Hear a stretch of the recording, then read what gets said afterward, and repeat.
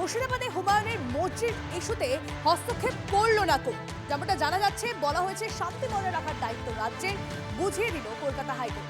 সম্প্রীতি নষ্টের আশঙ্কা প্রকাশ বিকাশ রঞ্জনের। রাজ্যকে সাধারণ মানুষের নিরাপত্তা নিশ্চিত করার নির্দেশ হাইকোর্টের।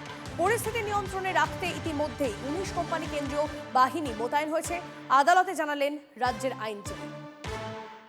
আমরা বলেছিলাম তুমি অ্যাসেস করো, অ্যাসেস করার পর যদি তোমার মনে হয় প্রোগ্রামের অনুমতি দেওয়া বাতিল করতে হবে, তোমরা বাতিল করো। আজকে প্রথম থেকে আদালত পজিটিভ অ্যাপ্রোচে রাজ্য সরকারের কাছ থেকে আন্ডারটেকিং নিয়েছেন যে তারা প্রোগ্রাম করবেন, তারা কন্ট্রোল করবেন ল অ্যান্ড অর্ডার। তাতে তারা প্রোগ্রাম করাবেন কি করাবেন না, প্রোগ্রাম হবে কি হবে না, সেটা সরকারকে ঠিক করতে হবে।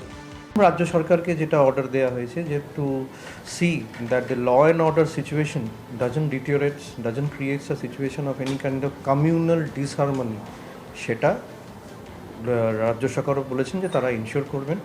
এবং সেন্ট্রাল গভর্নমেন্ট থেকে যেটা বলা হয়েছে যে অলরেডি যেহেতু মে মাসের এই বছরের যে কমিউনাল রাইটটা হয়েছিল সেটার পরিপ্রেক্ষিতে 19 company central forces already being diploid in Murshidabad, সেটা ওটা কন্টিনিউ হবে। হাইকোর্টের রায়কে স্বাগত জানিয়েছেন হুমায়ুন কবির। তার পাশাপাশি হুঁশিয়ারিও দিয়ে রেখেছেন প্রশাসনের তরফে যদি কোনোভাবে বাবরি মসজিদের ভিত্তিপ্রস্তর স্থাপনে বাধা দেওয়ার চেষ্টা করা হয় তাহলে সেই চেষ্টা তিনি মানবেন না, এমন ইঙ্গিত দিয়ে রেখেছেন তৃণমূল কংগ্রেস থেকে সাসপেন্ড হওয়া হুমায়ুন কবির। এর পাশাপাশি তিনি আশঙ্কাও প্রকাশ করেছেন তৃণমূল কংগ্রেস লোক ঢুকিয়ে এই গোটা অনুষ্ঠানের মধ্যে সেখানে অশান্তি তৈরি করার চেষ্টা করতে পারে।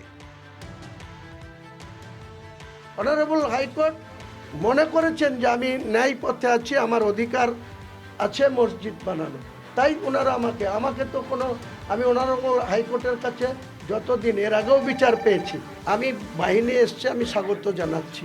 ল অ্যান্ড অর্ডার দেখো ওনারা। আমি আশা করছি হাইকোর্ট, অনারেবল হাইকোর্ট যখন বলেছে যে আমি কোনো বেআইনি কাজ করছি না, আমি কনস্টিটিউশনকে সামনে রেখে এটা মসজিদ করছি, স্বাভাবিকভাবেই এখানে রাজ্য প্রশাসন আমাকে হেল্প করবে।